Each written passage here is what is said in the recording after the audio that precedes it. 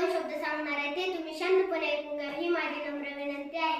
लोकमान्य टिळक यांचा जन्म 23 जुलै 1856 रोजी चिखली या गावी झाला. त्यांच्या वडिलांचे नाव गंगाधर व आईचे नाव पार्वतीबाई होते.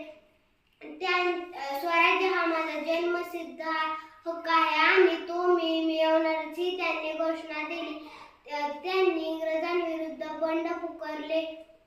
गीता रहस्य नावाचा ग्रंथ त्यांनी मंडलेच्या तुरुंगात असताना लिहिला. त्यांचे निधन 1 ऑगस्ट 1920 रोजी